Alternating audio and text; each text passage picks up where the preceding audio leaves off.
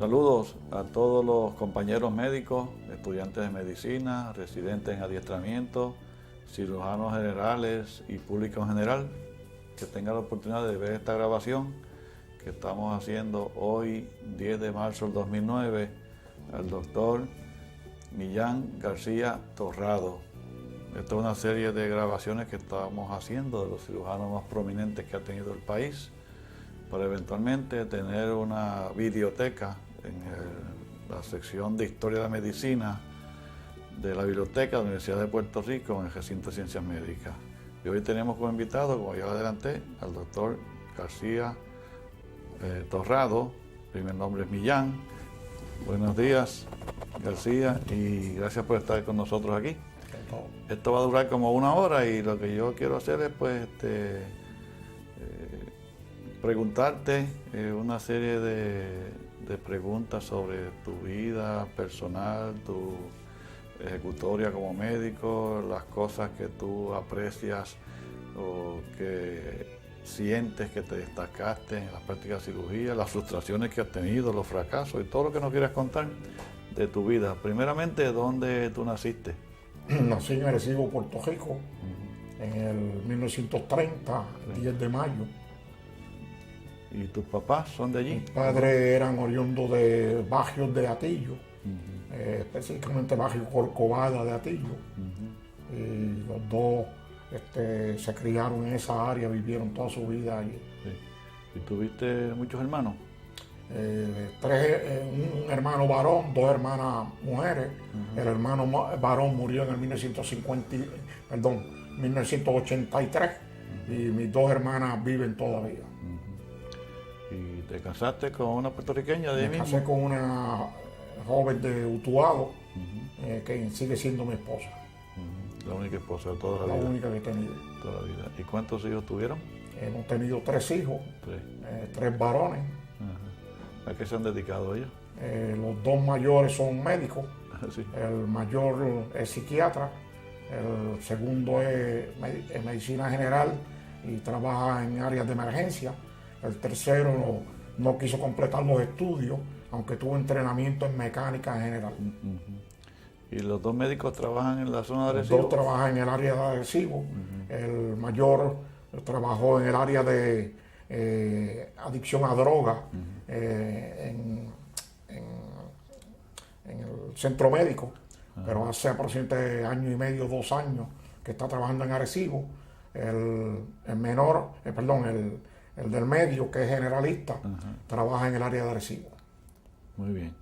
Entonces, ¿dónde tú estudiaste la elemental y la escuela superior? La escuela elemental y la superior en Arecibo, la elemental en el Colegio San Felipe, la superior en la vieja escuela superior. ¿Y después? Y el colegio lo hice en Río Piedra, bachillerato en ciencia de 1947 a 1951. La escuela de medicina fue en la Universidad de Puerto Rico, cuando estaba en Puerta de Tierra, del año 51 al 55, segunda clase graduada. Segunda clase.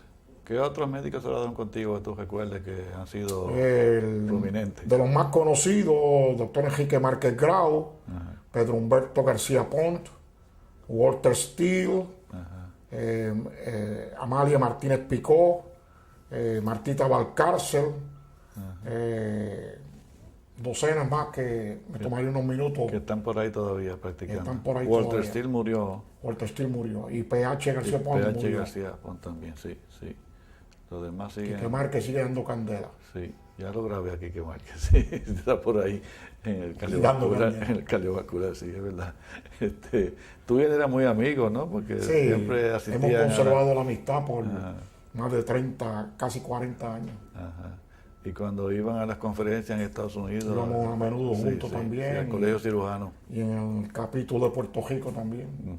Una pequeña anécdota es que, no de Márquez, sino que yo fui consecutivo a 32 congresos en Estados Unidos y 32 congresos en Puerto Rico del colegio de cirujano consecutivo. Anteriormente había ido a otros congresos de cirujanos siendo residente en el 61 y siendo ya cirujano general en ejército en el 65. Muy bien, tenemos récord entonces. No sé si es récord, pero... de consecutivos, 32 años.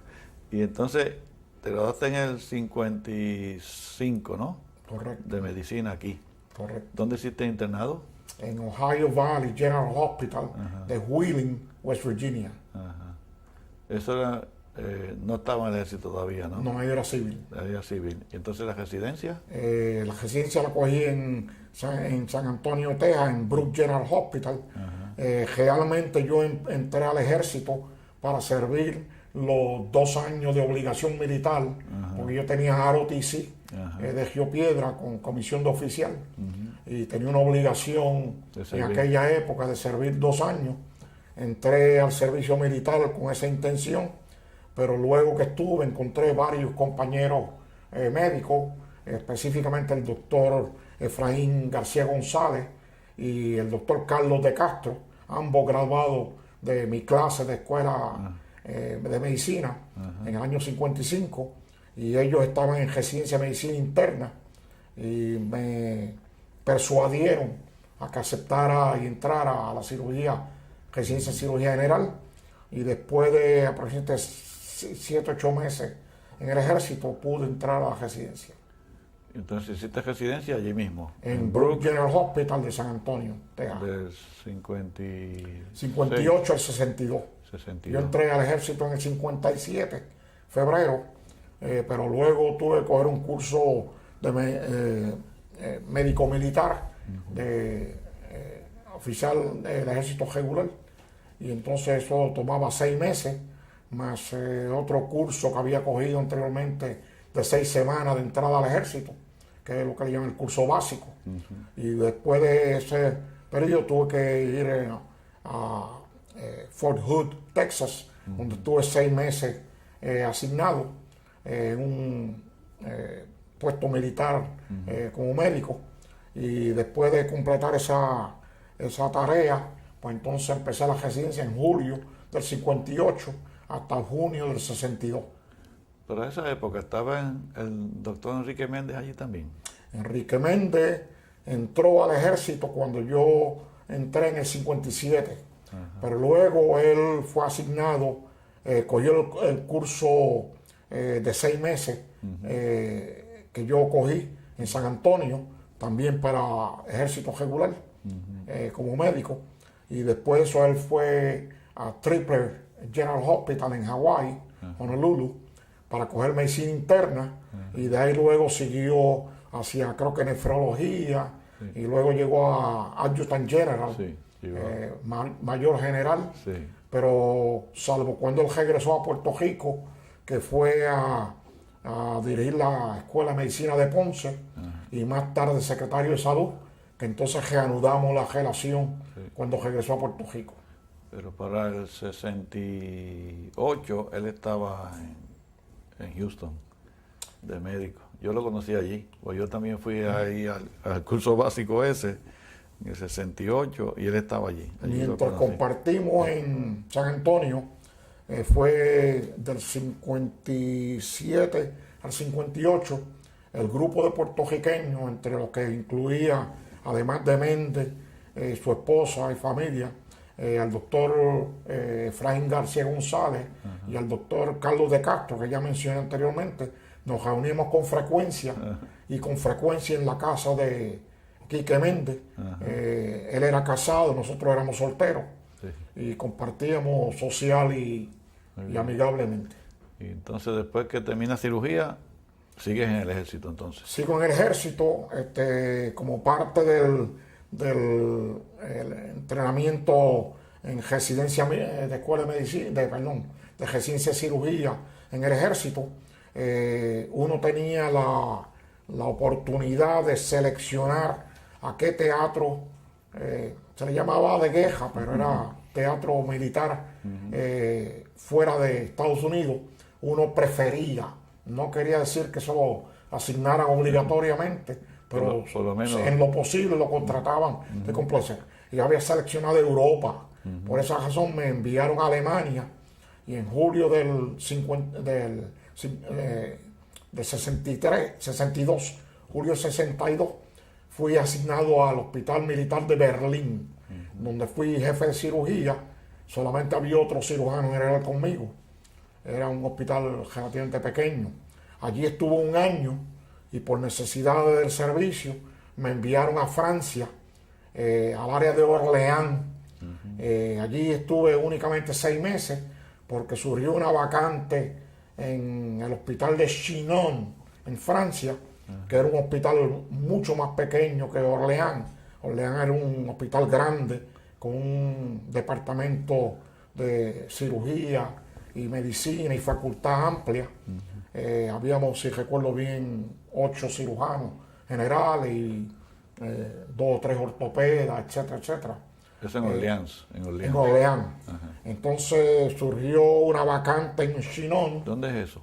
Es en el Valle del Loira, al suroeste aproximadamente de París.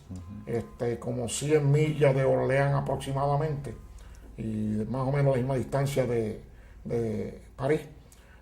Surgió una anécdota personal, y es que había un cirujano general de nombre Edwards, el primer nombre se me olvida de momento, asignado a ir a ese puesto militar en Chinon, pero él era casado con hijos, que los hijos estarían estudiando allí, y tan pronto yo llegué a Orleans, como él era casado con hijos, que creaba una gran distorsión, contratiempo en conseguir la escuela a los niños, residencia fuera del puesto al doctor Edwards, Leon Edwards era el nombre completo. Dijeron, es mucho más sencillo mandar a un soltero y adivina a quién le tocó. Entonces te enviaron a ti. Entonces en Orleans estuve 6 meses, luego en Chinon estuve 1 año y medio y terminé mi servicio militar en Chinon, Francia, allá para finales de junio del 65, que más o menos coincidía con la decisión de Charles de Gaulle de que las fuerzas militares americanas salieran de Francia, y yo partí un poco antes de eso. No creo que tuviera relación la orden de él con mi salida. Fue coincidencia. Para esa época estaba la guerra de Vietnam, ¿no? Bueno, eso fue otra de las coincidencias curiosas. A no haber sido que yo había solicitado a Europa, los compañeros míos que estaban en el ejército, particularmente los cirujanos, prácticamente todos tuvieron que ir inmediatamente a Vietnam. Entonces, cuando terminé en Chinon, Francia, a principios de julio del 65, fui asignado a Womack General Hospital, que queda en Fort Bragg, Carolina del Norte, y allí en la ciudad de Fayetteville, Carolina del Norte, y allí serví por 1 año.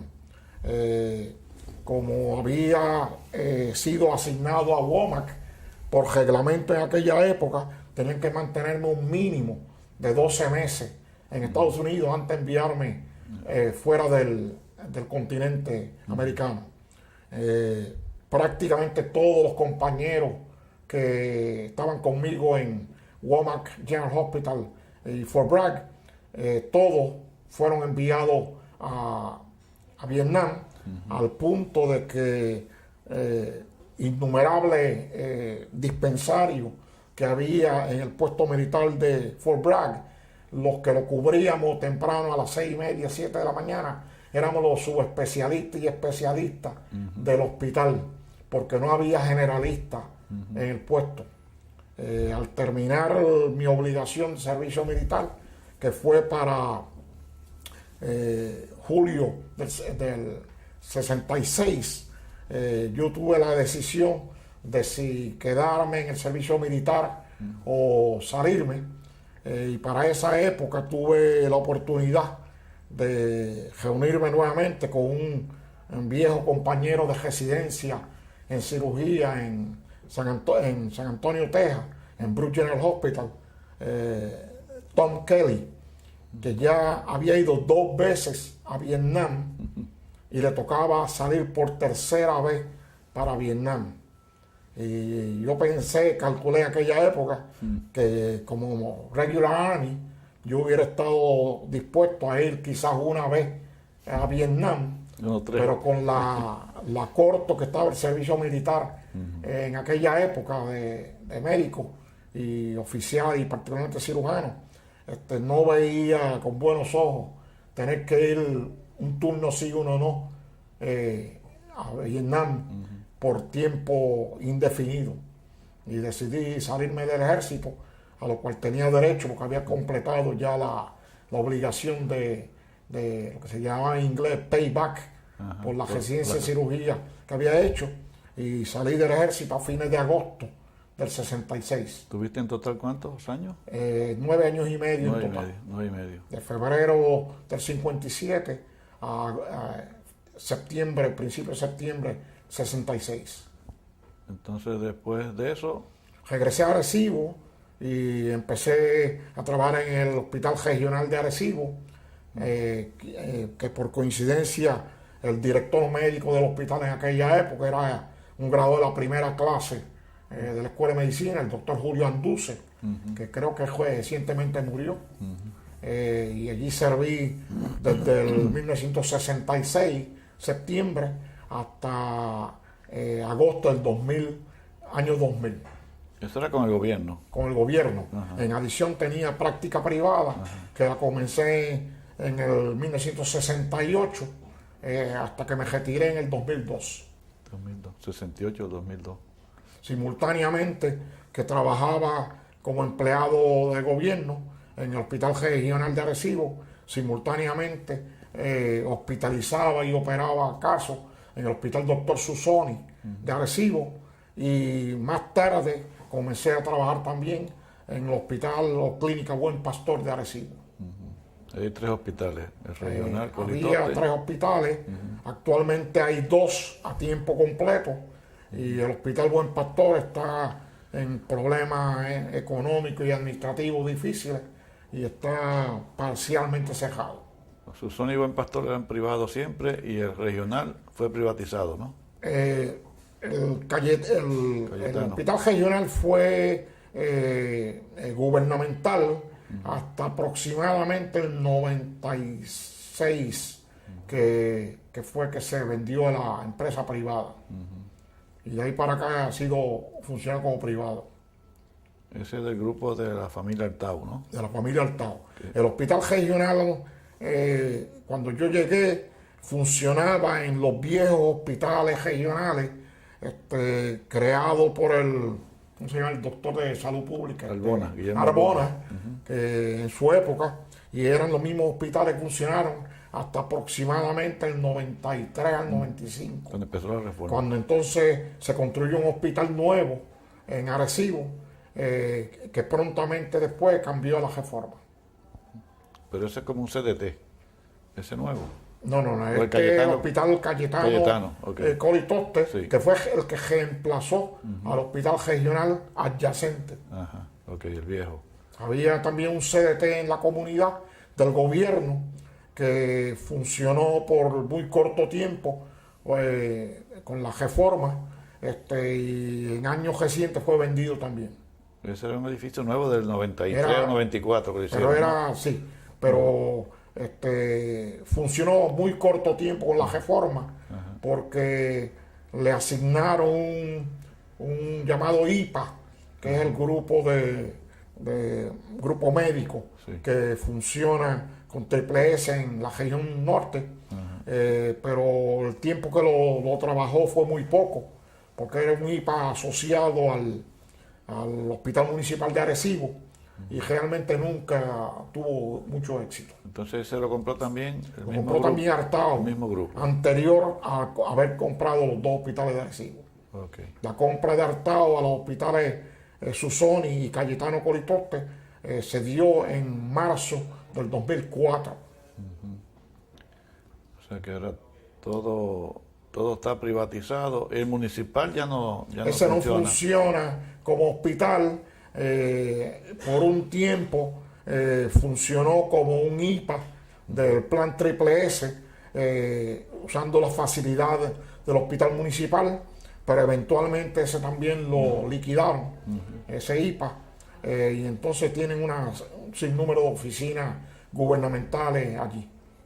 Y ahora entonces Arecibo está en manos de un solo grupo, ¿no? Un solo grupo para la fase hospitalaria. Hay el hospital Buen Pastor Viejo, que pertenecía originalmente a la familia del doctor Rodríguez Quiñones, y más tarde vino su hijo José Rodríguez, que es ginecólogo. Lo estuvieron administrando por varios años, muchos años. Luego en los años 70 se lo vendieron a un grupo de médicos que incluía el doctor Pascasio Laguillo, cirujano, doctor Víctor Rodríguez Bermúdez, cirujano, doctor José Rodríguez, hijo del dueño anterior, ginecólogo, el doctor Zaragoza, pediatra, y el doctor Magraner, fisiatra. No creo que me quede alguno. Eso compraron el hospital. Compraron el hospital y lo operaron aproximadamente hasta el 2003, 2004 aproximadamente. Ahora está decayendo. Ahora está en manos de una familia que no son médicos, son ingenieros, contables, apellido Mercado, pero ha tenido problemas administrativos y económicos, particularmente porque nunca han podido conseguir afiliación al programa de Medicare. Dependían mucho, particularmente del Fondo de Seguro de Estado, y del programa de ACA y alguno que otro programa comercial médico. Pero no cualificaban para Medicare. Nunca tuvieron el beneficio de los programas Medicare. Y ahora, mencionaste unos cuantos cirujanos que te antecedieron a ti.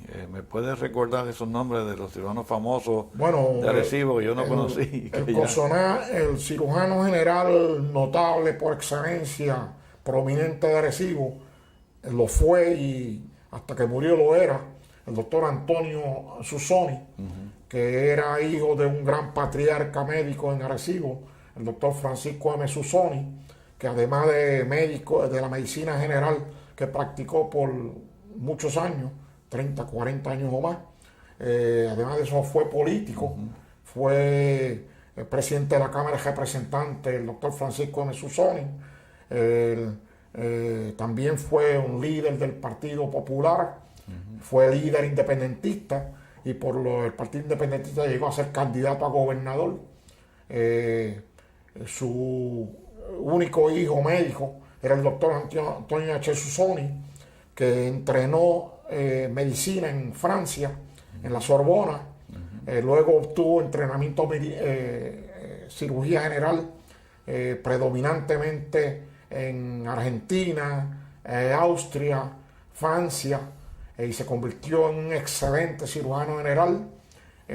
También tuvo la oportunidad de obtener entrenamiento el doctor Antonio Susoni en cirugía plástica, entrenamiento que mayormente en aquella época era bajo el concepto de preceptorships, y lo obtuvo en Argentina, en Francia, en Austria y posiblemente otros sitios que... ¿Para qué época practicaba él? ¿Para qué décadas practicó él? Practicó el comienzo, no lo sé, pero fue en los años 40 y pico al 50. El año exacto que empezó no te lo puedo decir.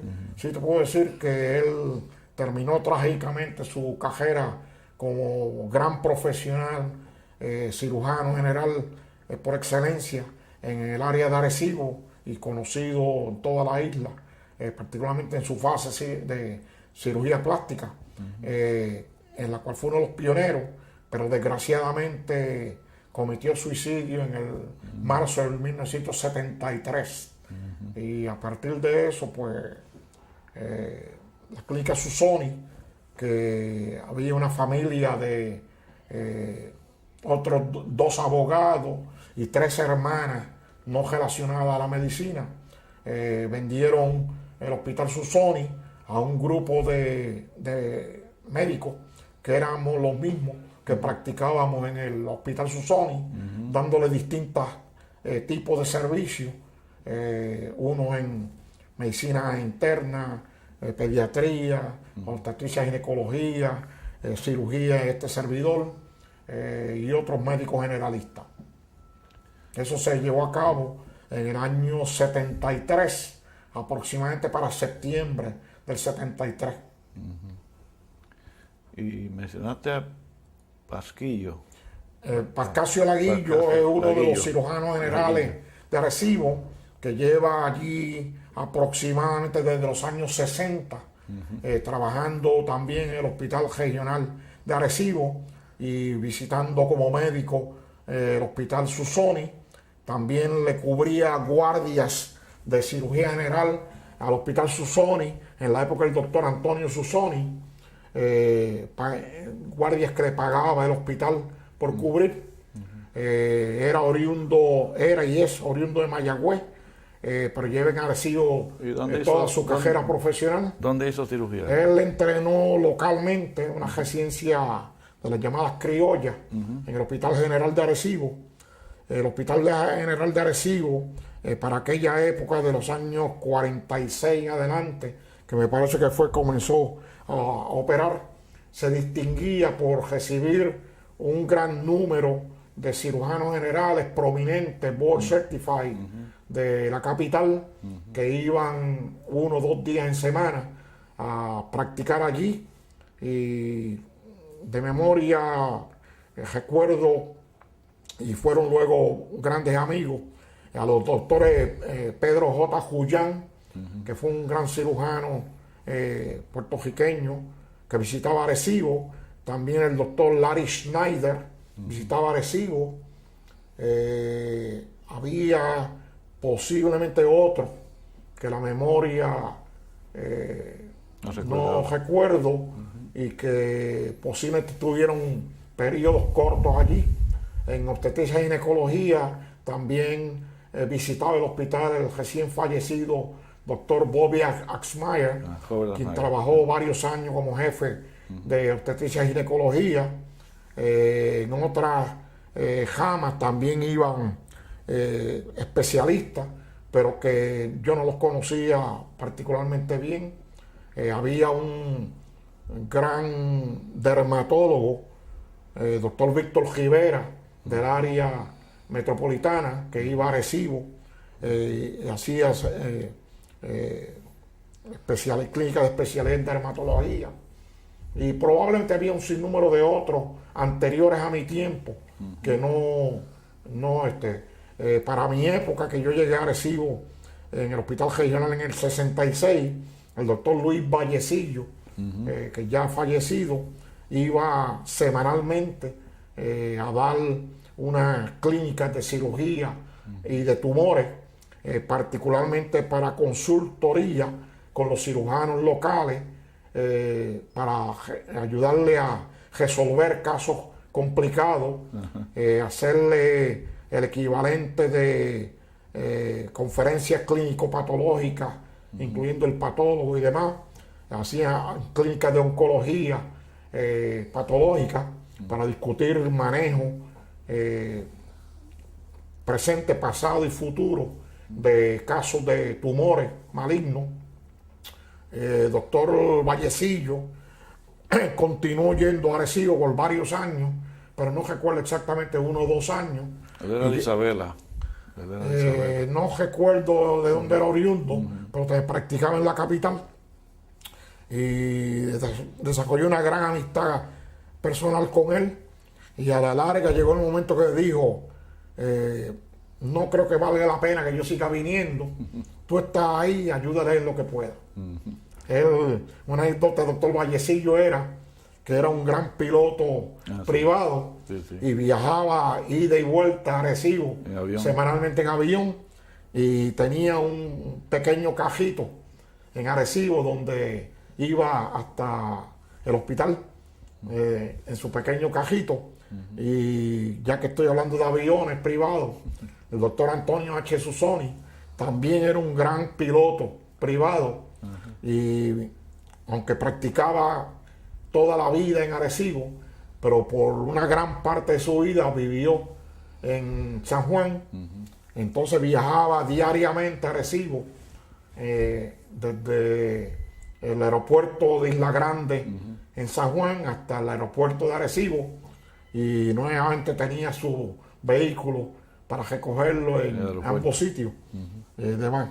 Hay una anécdota curiosa. El doctor Antonio Susoni es que en la época no había otros cirujanos que lo cubrieran turnos en Arecibo. Si había una emergencia de noche, nocturna, que requería su presencia, entonces otros médicos, incluyendo un ginecólogo que le cubría turnos de cirugía general de noche, el doctor Julio Rodríguez Olmo, si necesitaban urgentemente al doctor Antonio Susoni, lo llamaban por teléfono para que viniera o regresara a Arecibo. Él iba en su avión desde San Juan, pero entonces como el aeropuerto local de Arecibo no tenía luces para de noche, tenía que el hospital Susoni, la clínica Susoni, como era conocida en aquella época, enviarle 2 o más automóviles para que le marcaran con las luces prendidas del automóvil dónde eran los límites del aeropuerto, de tal manera que él pudiera aterrizar a ciegas, dejándose guiar únicamente por las luces de los automóviles. Creo que pocos habrán hecho eso en Puerto Rico para hacer alguna operación de emergencia de noche. Sí, extraordinario. Mira, y entonces, de esos que tú recuerdas bien reconocidos, ¿quedan algunos que te aparte del doctor Antonio H. Susoni, de quien uno podría estar escribiendo, hablando por horas, ya mencioné que él tenía una gran práctica de cirugía plástica en Arecibo, que si no me equivoco era de los pioneros en esa cirugía en Puerto Rico, que yo recuerdo había muy pocos, si algunos, cirujanos plásticos en San Juan o en Puerto Rico, a excepción del doctor Walter Benavent, quien fue mi profesor de cirugía plástica en la Escuela de Medicina. Pero aparte de Benavent, puede que hubiera alguno otro, era muy poco, y el doctor Susoni lo patrocinaba una gran cantidad de público de la isla que iban a Arecibo a hacerse cirugía plástica con él, y aparentemente con excelentes resultados. De los grupos más jóvenes, después del doctor Antonio Susoni, todavía están practicando el doctor Pascasio Laguillo, aunque en una práctica muy limitada, haciendo muy poca cirugía activa general. Ya mencioné los detalles de la vida del doctor Laguillo anteriormente. El doctor Víctor Rodríguez Bermúdez, otro cirujano general entrenado localmente en el Hospital Regional Viejo de Arecibo, excelente cirujano técnico, con gran experiencia. Se retiró hace aproximadamente 4 o 5 años y todavía está vivo en Arecibo, pero ya no practica la medicina y cirugía.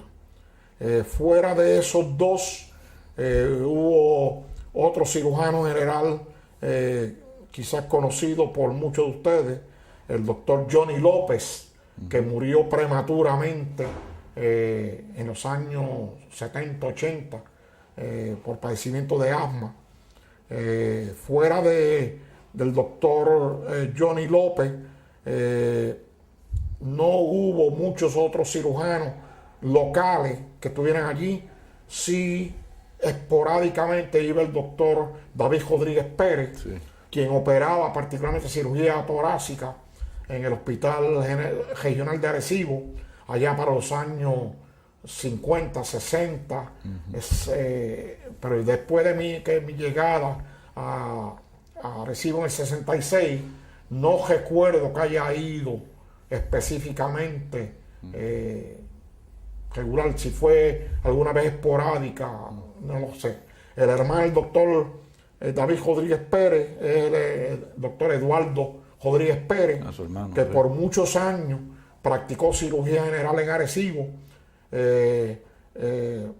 se retiró de la cirugía en Arecibo probablemente en los años 80, principios de los 90, la fecha exacta no la recuerdo, y al presente creo que está retirado, pero no tengo conocimiento específico. Los dos están retirados. Sí. Por eso.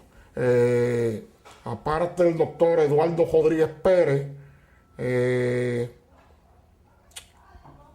llegó un grupo de cirujanos generales nuevos, de los cuales el más conocido y que lleva más años en Arecibo, sobrepasan los 20 años, es el doctor Víctor Vivoni, Farajé, que todavía practica cirugía general con práctica excelente, voluminosa y con excelentes resultados.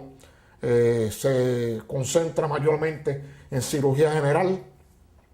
Hay un cirujano general que vino varios años después del doctor Vivoni, probablemente en los años principios de los 90, quizás finales del 80, que fue el doctor Luis Higuina Mella, quien ha entrenado en el hospital regional de Ponce con el doctor Armstrong, y además de eso hizo una pasantía en cirugía vascular me parece que en Arizona, en Estados Unidos, y practica en Arecibo tanto cirugía general como cirugía perifero-vascular, y alguna que otra cirugía de marcapaso, etc.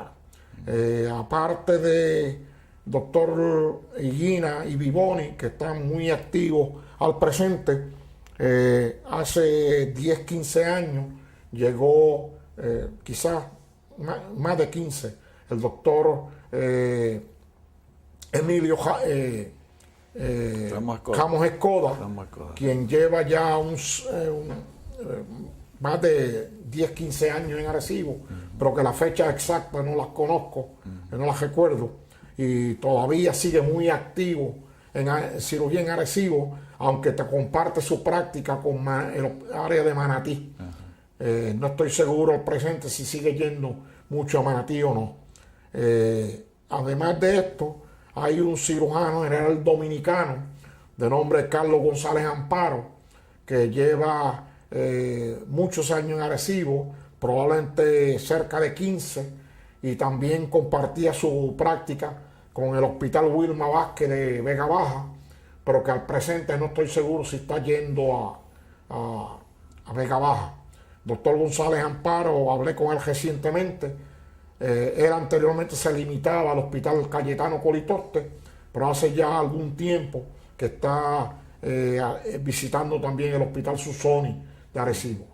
O sea que comparte su tiempo entre el Cayetano y el Hospital Susoni, y no estoy seguro si todavía va al área de Manatí. El hospital, una emergencia en Arecibo, el hospital más grande sigue siendo Cayetano Colitoste y tiene cubierta programas de guardia de cirujanos. Si un paciente con apendicitis, una vesícula aguda, hay un roster de guardia. Hasta que yo me retiré, no hubo un día que el Hospital Susoni General y el Hospital Cayetano Colitoste, anteriormente regional, no tuviera un schedule completo de turno de guardia de todas las especialidades principales. Cirugía general, medicina interna, pediatría, obstetricia y ginecología, y algunos que otros subespecialistas, oftalmólogo, ENT, etcétera, etcétera. Lamentablemente en los últimos 3, 4 años me parece que ha habido problemas con cubrir los programas de guardia, en parte por el retiro de algunos de nosotros, en parte por la no disponibilidad de los cirujanos de seguir haciendo turnos, confrontados por los problemas médico-legales, escasez de subespecialistas, etcétera, etcétera. Particularmente en el área de ortopedia, urología, otorrinolaringología y oftalmología, se hace sumamente difícil conseguir especialistas de noche, y en cirugía general hay días que tampoco hay cirujanos disponibles. Y trauma, básicamente. Trauma en mi época se cubría toda y solamente referíamos a San Juan aquella que realmente no estábamos preparados para manejar, especialmente la que envolvía el área torácica, más allá de poner un tubo de pecho o controlar alguna sangría. El área vascular, con frecuencia había que referirla, y la torácica en general, pues se refería. Muy bien. Entonces, el hospital no tiene una cubierta que tú sepas ahora mismo de todas las especialidades como estaba antes, ¿no? Pero se sigue operando casos grandes, ¿no? Sigue operando casos grandes. Electivos. Incluyendo los electivos, pero durante las guardias, depende de quién esté de turno y si hay alguien disponible. Muy bien. En horas regulares sí se opera de todo, incluyendo cirugía abdominal, torácica, trauma, ortopedia, urología, etcétera, etcétera. Oye, las estadísticas vitales de Arecibo, yo recuerdo que en un momento eran inferiores o más bajas. Por ejemplo, los problemas niños, mortalidad infantil y estas cosas, eran mayor que otras regiones, antes de reforma. ¿Tú no sabes cómo ha seguido ahora? Yo no sé la parte infantil y particularmente neonatal, pero sí te puedo decir que el Hospital Cayetano Colitoste tiene una sección de intensivo pediátrico neonatal, muy bien cubierta por neonatólogos. O sea que sí recuerdo que era como dice, que eran inferiores, pero me parece que deben haber mejorado grandemente de aquella época para acá. Los resultados específicos no los conozco. Y mencionaste algo sobre responsabilidad profesional médica. ¿Ese problema está bien fuerte en Arecibo o es comparable al resto Yo de la creo que igual de malo, igual de complicado igual que en toda la isla, y ciertamente bastante malo. Y eso quizás es un disuasivo para que los cirujanos... Particularmente para envolverse con casos complicados y con casos de sala de emergencia, que como conocerá, el caso de sala de emergencia, que no existe una relación profesional con de antemano, el afectado, son los más notorios por crear problemas médico-legales, incluyendo la práctica legal de envolver a toda persona que tuvo cualquier contacto con el paciente, independiente que haya sido mínimo. Lo envuelve en casos médico-legales, en ocasiones viciosamente. Muchas veces que vas a rescatar y ayudar, si ha habido una complicación, lo incluyen en la demanda. Personalmente... El supuesto buen samaritano. Personalmente fui y he sido víctima de eso. Pero ya al retirarte no tiene ningún caso pendiente. No, gracias a Dios, los que tenía los resolví todo. Resolvió todo, sí. ¿Y qué me puedes contar de tu práctica? ¿Disfrutaste de tu práctica? Tuviste 34 años de práctica, ¿no? 34, bueno, en el Cayetano 34, en Susoni 36 para 37. ¿Y tuviste satisfecho lo que hiciste allí? Yo tuve una buena práctica y disfruté mucho mi trabajo. Para mí no era una obligación ni una necesidad, sino que lo veía como lo que yo quería hacer. De hecho, una pequeña anécdota era que cuando hicimos un acto de graduación de escuela superior, me preguntaron qué pensaba hacer y le dije que ser cirujano. En ningún momento mencioné ser médico. Quería ser cirujano de principio. Mira, en un momento allí en la Escuela de Medicina San Bautista estuvo también allí, tú participaste, ¿no? Estuve los años varios 80, años. 83, como 85. hasta el 93. Sí. Como La escuela estuvo allí. Del 80 y pico hasta el 90 y pico. Para aquella época los departamentos mayores tenían contratos de servicio, ¿no? El departamento de cirugía, sí. Bueno, hubo dos etapas. Hubo la etapa que San Juan Bautista, y tú estabas a cargo de San Juan Bautista en esa época, era el patrono nuestro, de los cirujanos generales, y era quien cogía la parte académica del departamento, incluyendo la de los estudiantes. Sí. Pero anterior a que la escuela de San Juan Bautista comenzara con un arreglo económico de coger el departamento de cirugía, anterior a eso, como por 10 años, varios de nosotros habíamos teníamos un nombramiento de San Juan Bautista, que nunca nos dieron una clasificación. Yo no estoy seguro si estaba entre instructor o un junior assistant professor o dónde estábamos, pero estábamos ahí. Y parte de nuestras obligaciones con San Juan Bautista para los estudiantes de medicina era darle conferencias todas las mañanas a las 7 de la mañana, para las cuales teníamos una conferencia didáctica preparada por uno de los attending.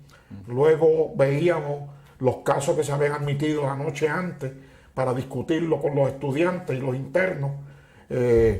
Luego que se discutían los casos, pasábamos visitas a los casos hospitalizados con los estudiantes, los internos y algunos que otros médicos que no eran residentes propiamente, sino eran unos médicos asignados al departamento, pero que hacían unas funciones cuasi de residentes. Allí se hacían internados locales también, ¿no? Hacían internados locales, sí. Y eso continuó hasta cerca del 2000. Exactamente cuándo terminó no lo puedo decir. Ya no existen, ¿no? Ya no existen, que yo sepa, no existen los ya. Locales. Existieron hasta años recientes, pero por problemas económicos, que el Departamento de Salud no lo cubría, la reforma no lo cubría, la corporación cogía el hospital, llegó el momento que lo consideraba una carga demasiado pesada. Pero no sé exactamente en qué año terminó lo de los internados. Ya no tienen entonces, ahora no que existen. yo sepa, no los Ya tienen no ya. existen. Bueno, el interés principal es económico de las compañías que manejan los hospitales, no la educación. La reforma empezó en 93-94 en la región de Fajardo. En Arecibo, ¿cuándo llegó? Yo creo que fue poco después. Un año o dos porque después, ¿verdad? fue como un año después. Que yo recuerdo en el 93 ya la reforma estaba en Arecibo. Y entonces, ¿eso afectó tu práctica o no? Yo diría que no, porque lo que ocurrió en mi caso, que era empleado a tiempo completo en el hospital regional y luego Cayetano Colitoste, yo operaba pacientes médico indigentes cubiertos por el Departamento de Salud por 30 y pico de años. Y todos los pacientes que llegaban a mi clínica de cirugía o a la sala de emergencia en mi turno de guardia, pues yo los atendía. Y si había que operar, lo operaba. Si había que operar, lo operaba. Y tenía una clínica ambulatoria. Además, hacíamos clínicas de tumores ambulatorias, hacíamos clínicas de cáncer de mama ambulatoria. Y todo eso independiente de quién pagaba. Luego, en la práctica privada, pues claro, iban los pacientes que por alguna razón u otra tenían plan médico o podían pagar y demás. Pero uno no escogía a los pacientes escogían dónde querían ver a uno. Si a mí un paciente me llegaba al hospital regional o Cayetano Colitoste, por el plan gubernamental de médico indigente, yo no le preguntaba en qué trabajaba, qué capital tenía, ni si podía pagar o no. Claro. Y ese paciente, si llegaba allí se operaba. Sí. Los de la oficina privada era distinto. Había muchos pacientes que iban porque podían pagar o tenían plan médico, y había otros que iban a sabiendas de que no podían pagar, pero entonces una vez uno lo evaluaba, te conectaba con el hospital. Le planteaban a uno que para la operación no se podía llevar a cabo por cuestiones económicas, y entonces uno automáticamente lo pasaba al hospital regional y utilizaban este puente como una entrada abreviada, cortada al hospital regional. Recibían el mismo servicio, se transferían de privado a público y ya. De mi parte, yo siempre he comentado cuando surge el tema que yo trataba a todos mis pacientes, fueran de reforma médica indigente, como si fuera un plan privado o si fuera un plan comercial. Para mí, todos eran iguales y creo que en la calidad de servicio, en la intensidad de servicio, en la cortesía y respeto a los pacientes, era por igual. Lo mismo, sí. De mi parte, yo nunca vi diferencia. Sé que hay personas aseguradas que alegan que hay diferencia. Para mí nunca la hubo. ¿Y cómo tú has visto o qué ideas tú tienes de cómo reformar o alterar, modificar la reforma de salud según esta hora? ¿Tú le has dado pensamiento a eso? Porque hay muchas quejas de mucha gente. Yo no le he dado mucho pensamiento, pero la reforma de los problemas que adolece, la parte económica que todo el mundo conoce, la parte amplia de cubierta, que quizás el dinero disponible en el erario no permite cumplir esa aspiración.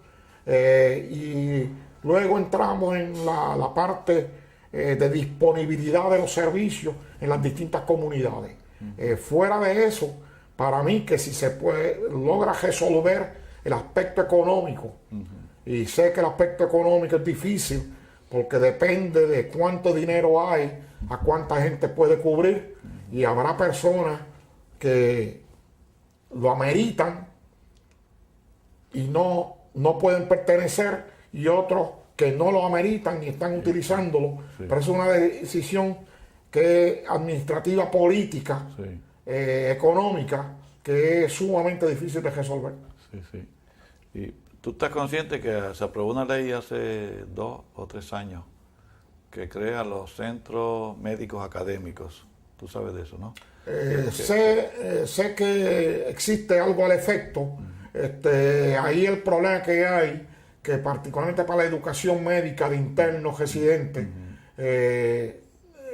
como está de competitivo los planes médicos y los costos de los hospitales, se le hace sumamente difícil a los hospitales afrontar ese gasto. Y yo digo que yo estuve envuelto en la corporación Susoni por cerca de 30 años, desde el 76 hasta el 2002, y estuve directamente envuelto en el aspecto económico y lo difícil que es para cubrir nómina, como decíamos nosotros, el día 15 y el día 30, lo difícil que se hace hacer mejorías en equipos y materiales a los hospitales, con lo difícil que se hace la negociación de tarifas con los planes médicos. Y desde el punto de vista económico, sin una ayuda gubernamental, estos centros académicos tendrían gran dificultad. De crear nuevos programas, porque la idea es crear nuevas residencias. Por eso, pero la residencia tiene que ir acompañada tiene que estar financiada por alguien. Pero digo, la empresa privada difícilmente puede costearla como en los tiempos viejos. Sí. Bueno, pues fíjate que aquí la educación médica siempre ha estado bajo el gobierno, contrario a Estados Unidos, que hay estas clínicas grandes, Cleveland Clinic, Mayo Clinic, MD Anderson, entre estos hospitales que son privados y que tienen programas de residencia espectaculares. Pero aquí la tradición siempre ha sido que es el gobierno el que hace esa labor. Ahora eso se está cambiando un poquito porque los centros médicos académicos hay que dar esos recursos, obviamente. Pero tiene que ver con la parte económica, porque si tú hablas de Mayo Clinic, Cleveland Clinic, Leahy Clinic, Oxnard Clinic y todas las demás, son unas empresas extremadamente saludables económicamente. Y la población promedio que va allí es pudiente. Es sumamente pudiente y pueden confrontar los altos costos. No creo ni que remotamente eso se puede comparar con Puerto Rico. Sí, los datos económicos de Puerto Rico son obviamente inferiores. Y muchos de esos americanos hacen unos donativos espectaculares. Cuando los atienden allí, los atienden bien. Entonces otorgan una cantidad de dinero extraordinaria. Y hacen wards y hacen salas de operaciones dedicadas a fulano de tal, un filántropo americano que donó tantos millones. Aquí esa tradición no existe porque tampoco eso. Porque no hay el capital multimillonario. Hay algunos, pero que no. Eso requiere grandes capitales y una filosofía de filantropía que escasea en Puerto Rico. Sí. Mira, finalmente, ¿me puedes contar alguna anécdota de tus pacientes? ¿Qué te gustaba particularmente de cirugía general? ¿Tú hacías de todo o te limitabas preferentemente a un área? No, yo hacía cirugía general completa, no practicaba cirugía torácica ni vascular. En perífero vascular lo único que hacía era la operación de venas varicosas, pero te operaba en vientre, cuello, extremidades, mama, de todo. De todo. Como dijo un especialista que supuestamente era de la mano, que practica todo lo que la mano pueda agarrar. Muy bien. Pues muy bien, entiendo que has tenido una vida fructífera. Debo aclarar que en la isla, quizás distinto al área metropolitana, se hace sumamente difícil limitar la práctica por dos razones. Una, que no hay tanto público de una especialidad. Claro. Y segundo, que en la medida que no hay mucho más especialistas y subespecialistas, los que hay tienen que cubrir lo que aparezca. Sí. ¿No entiendes? O sea que sí, yo mismo te operaba una vesícula, que una tiroides, que un cáncer de colon, un apéndice, un colon, una esplenectomía, una gastrectomía cuando se practicaban, que ya escasean. En ocasiones te refería a ti casos de cáncer de tiroides, bilaterales, complicadísimos, esto y lo otro. Pero si hubiera sido una cuestión de una lobectomía, generalmente lo hacía uno. O sea que existe una práctica cirujano completo. Así que yo creo que has tenido una vida bien fructífera, bien productiva para el pueblo de Puerto Rico, en la región de Arecibo, donde tú eres oriundo. Así que te felicito y muchas gracias por estar aquí. Gracias por invitarme. Sí, cómo no.